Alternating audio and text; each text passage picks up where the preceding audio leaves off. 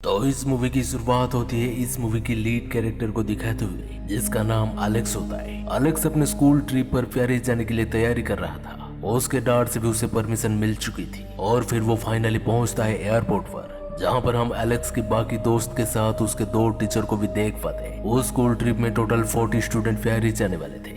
Alex airport पर पहुंचने के बाद उसे काफी सारे अबनॉर्मल एक्टिविटी होते हुए नजर आती है। वहां पर एक गाना भी बज रही होती है जिसके सिंगर कुछ साल पहले एक प्लेन क्रैशिंग पर मर चुका था।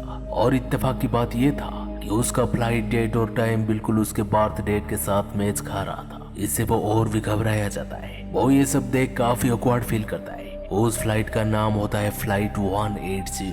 उसके बाद काफी इंतजार करने के बाद फाइनली उनका फ्लाइट टाइम आ ही जाता है और वो सभी यात्री फ्लाइट में अपने अपने सीट पर जाके बैठ जाते हैं। तभी एलेक्स के पास उनके 2 दोस्त आते हैं और उसे सीट को एक्सचेंज करने के लिए कहते हैं। एलेक्स भी उनके बात मान जाता है और वो अपने सीट से उठकर अपने बेस्ट फ्रेंड टोड के पास बैठ जाता है। तभी एलेक्स देखता है उसके आगे वाले चेयर की होल्डिंग क्लिप टूटा हुआ था और उसे बाहर से तेज बिजली कड़कने की आवाज आ रही थी। ये सब देखने के बाद एलेक्स को लगता है कि कुछ ना कुछ तो अपशगुन होने ही वाला है, इसलिए वो प्लेन से उतरने के लिए एयर होस्टेस को बुलाता है। लेकिन तब तक प्लेन उड़ान भर चुकी थी और सभी पैसेंजर एक रोमांचक यात्रा के लिए सेलिब्रेट भी कर रहे थे। उस प्लेन में सभी लोग काफी ज्यादा खुश थे। देखते ही देखते उस प्लेन की एक साइड में एक धमाका होता है, जिसके वजह से प्लेन के अंदर आग लग जाता है। उस प्लेन में बैठे हुए सारे पैसेंजर एक एक करके मारे जाते हैं। आखिरकार एलेक्स भी उस धधकते हुए आग में जलकर राख हो जाता है। यहाँ पर सारे पैसेंजर एक एक करके मौत की चपेट में जाने लगते हैं। लेकिन तभी अचानक एलेक्स की आंख खुल जाती है और वो काफी चौंक जाता है। यहाँ पर उसे पता चलता है कि वो एक सपना देख रहा था। लेकिन ताज्जुब की बात यह था कि जैसे उस सपने के अंदर उसके 2 दोस्त उसे सीट एक्सचेंज करने के लिए कह रहे थे, ठीक वैसे ही रियल में उसके वही 2 दोस्त उसे सीट बदलने के लिए कहते हैं। उसके बाद एलेक्स पटाख से जाके उस चेयर की होल्डिंग क्लिप को चेक करता है। वो भी उसे ठीक उसी तरह टूटा हुआ मिलता है और उसे पता लग जाता है कि जो वो देख रहा था वो कोई सपना नहीं था, बल्कि एक फ्यूचर विजन था जो कि कुछ ही समय के अंदर उनके साथ घटने वाला है। उसके बाद वो वहाँ पर काफी चिल्लाने लगता है और सभी को बोलता है कि ये प्लेन क्रैश होने वाला है। लेकिन वहाँ पर उसका एक दोस्त कार्टर उसे मारने लगता है, क्योंकि उसे लगता है कि वो सफर को खराब कर रहा है। उन दोनों की लड़ाई हो जाने पर वहाँ पर पुलिस आकर उन दोनों को प्लेन से उतार देता है। तभी एक टीचर के साथ साथ उनके 2-3 दोस्त बाहर आ जाते हैं। देखते ही देखते वो प्लेन एलेक्स के कहने के मुताबिक फट जाती है। ये देख सभी हैरान हो जाते हैं। कुछ समय के बाद वहाँ पर FBI की एक टीम पहुंच जाता है और एलेक्स को इसके बारे में पूछताछ करने लगते हैं। उन्हें लगता है कि ये कोई टेररिस्ट का प्लान है और इसमें एलेक्स भी शामिल है। लेकिन उनके पास एलेक्स के खिलाफ कुछ ठोस सबूत ना होने की वजह से उन्हें मजबूरन उसे छोड़ना पड़ता है। बचे हुए स्टूडेंट अपने पेरेंट के साथ अपने अपने घर पर चले जाते हैं। अब इस हादसे को काफी दिन बीत जाते हैं, करीब करीब 40 दिन, और हमें दिखाया जाता है फ्लाइट 180 में मारे गए सारे स्टूडेंट के लिए उनके स्कूल के तरफ से एक मेमोरियल डे रखा गया था, जहाँ पर बचे हुए स्टूडेंट के साथ साथ पूरी स्कूल भी इकट्ठा हुई थी। यहाँ पर टोड के फादर एलेक्स को गुस्से में देख रहे होते हैं, क्योंकि उसी प्लेन में टोड का भाई भी मारा गया था और उन्हें लगता था कि ये सब एलेक्स की वजह से हुआ है। लेकिन टोड अकेला ही एक ऐसा बंदा था जो कि उसके ऊपर भरोसा करता था। तभी हम देखते हैं और एक लड़की उसके पास आती है जिसकी नाम होती है क्लेयर। क्लेयर भी फ्लाइट 180 से उस वक्त बाहर आ गई थी। एलेक्स को टोड के बात को यकीन करता था तो वो थी क्लेयर। खैर, मेमोरियल खत्म हो जाने पर सभी अपने अपने घर पर चले जाते हैं। उसी दिन रात को एलेक्स एक मैगजीन पढ़ रहा होता है। तभी उसके खिड़की पर एक आउल आके बैठती है। एलेक्स उसे भगाने के लिए उसी मैगजीन को आउल के ऊपर मारता है, लेकिन मैगजीन एक फैन में टकराता है और वो पूरी तरीके से फट जाती है और एक फटा हुआ टुकड़ा उसके ऊपर आके गिरता है, जिस पर लिखा था TOD, मतलब टोड, जो कि उसका बेस्ट फ्रेंड होता है। वो समझ जाता है ये मौत का एक संकेत है, मतलब अब टोड की बारी आ चुकी है। जब एलेक्स टोड के घर पर पहुंचता है वो देखता है टोड की मौत हो चुकी है। टोड के फादर उसे बोलते हैं टोड अपने भाई की मौत से डिप्रेशन में आके सुसाइड कर लिया है। लेकिन एलेक्स उनकी बातों के ऊपर यकीन नहीं करता है। वो जानता था टोड कभी भी सुसाइड नहीं कर सकता है। अगले सुबह एलेक्स क्लेयर के पास पहुंचता है, क्योंकि टोड के बाद क्लेयर ही उसको यकीन करती थी। वो क्लेयर को जाके सब कुछ कहता है और साथ में कहता है टोड कभी सुसाइड नहीं कर सकता है। मैं उसे जानता हूँ, शायद ही उसके साथ कुछ ना कुछ हुआ है और हमें इस बात पर ध्यान देना चाहिए।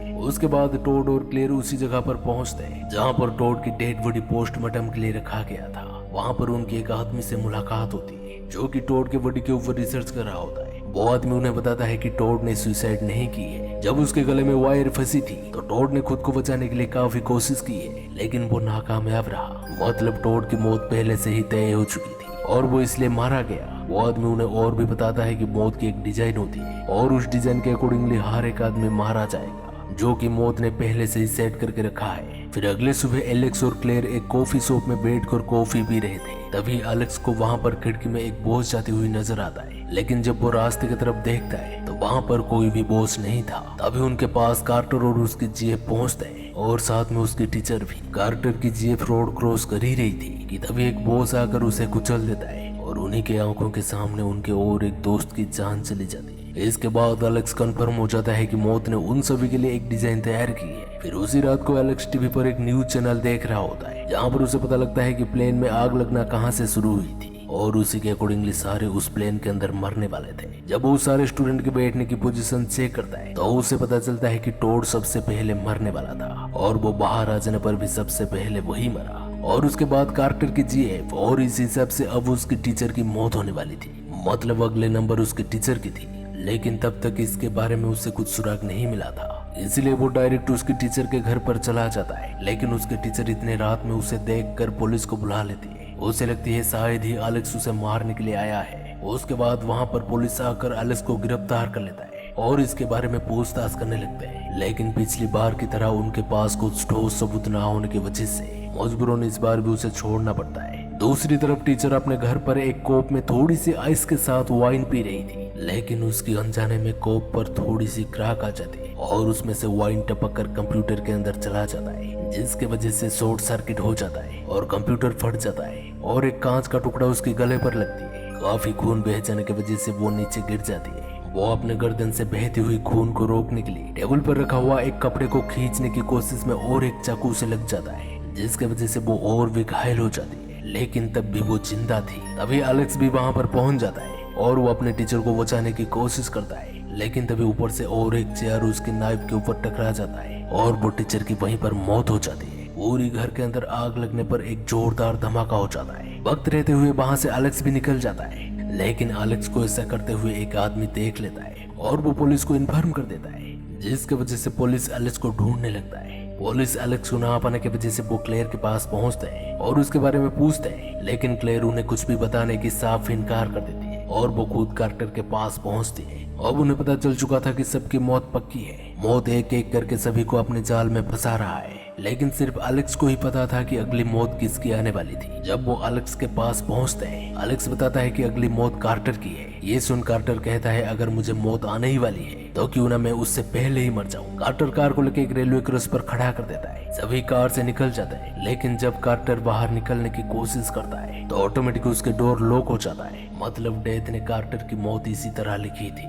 लेकिन ट्रेन आने से पहले एलेक्स किसी तरह कार्टर को वहां से निकाल लाता है और उसकी जान बचा लेता है, जिसकी वजह से अब डेथ उसके अगले वाले दोस्त के ऊपर स्किप हो जाता है और वहीं पर एक कार के टुकड़े से उनकी और एक दोस्त की मौत हो जाती है, जिसकी किसी को भी अंदाजा नहीं था। अब बारी आती है खुद एलेक्स की। उसे बिल्कुल भी पता नहीं होता है कि मौत उसे किस तरीके से मारने वाला था, जिसकी वजह से वो खुद को एक कमरे में कैद कर लेता है जहाँ पर कोई भी नुकीली चीज नहीं होता है। तभी बाहर से एक हवा का झोंका आता है और उसके दरवाजे ऑटोमेटिक खुल जाता है और एक चाकू उसके तरफ उड़ता हुआ आता है, लेकिन एलेक्स उस दरवाजे को झट से बंद कर देता है, जिसके वजह से वो चाकू उसी दरवाजे में रुक जाता है। मतलब अब डेथ आखिरी विक्टिम यानी क्लेयर के ऊपर स्किप हो जाती है। जब एलेक्स को पता लगता है कि अब क्लेयर की बारी है तो वो क्लेयर के पास जाने की कोशिश करता है, लेकिन पुलिस उसे आधे रास्ते में रोक लेते हैं। एलेक्स जंगल की तरफ भाग जाता है। वहीं दूसरी तरफ क्लेयर को एहसास हो चुकी थी कि मौत उसके पास पहुंच चुकी थी। आसमान में चारों तरफ से बिजली कड़कने लगी थी और साथ में बहुत तेज हवा के झोंके भी आ रहे थे, जो कि काफी खौफनाक था। उस वक्त बाहर हुई लाइटिंग से एक इलेक्ट्रिक वायर टूट जाती है और हवा के झोंके से एक वाटर टैंक तबाह हो जाता है, जिसकी वजह से चारों तरफ पानी फैल जाता है। लेकिन क्लेयर घर के अंदर महफूज थी। तभी उसकी नजर पड़ती है उसकी डॉगी के ऊपर, जो कि बाहर बंधा हुआ था। उसके ऊपर बिजली गिरने ही वाला था कि क्लेयर बाहर जाकर बड़े ही मुश्किलों से उसे खोल देती है। वो कुत्ता वहां से भाग तो जाता है, लेकिन क्लेयर घर के अंदर वापस नहीं आ पाती। वो उसकी कार की मदद से वहां से भागने की कोशिश करती है, लेकिन उसके बर्नेट पर वही टूटा हुआ वायर झटकने लगती है। उसकी कार की टायर भी जम चुकी थी और उसके डोर भी लॉक हो जाता है। मतलब उसकी मौत पक्की थी। लेकिन तभी एलेक्स कैसे भी करके क्लेयर के पास पहुंच जाता है और वो उस इलेक्ट्रिक वायर को पकड़ लेता है, जिसकी वजह से क्लेयर बच जाती है। अब क्लेयर के ऊपर से भी मौत स्किप हो जाती है, जैसे कि और कोई विक्टिम नहीं था। तो उन्हें लगता है कि ये मौत की खेल अब खत्म हो चुका है उसके बाद कहानी जाती है 6 मंथ आगे, जहाँ पर उनके लाइफ में सब कुछ नॉर्मल हो चुका था और हम देखते हैं एलेक्स, क्लेयर और कार्टर एक फ्लाइट में पेरिस पहुंचते हैं। वो वहाँ पर बैठकर मजे से कॉफी पी रहे थे और अपने बीती हुई कल के बारे में बातें कर रहे थे।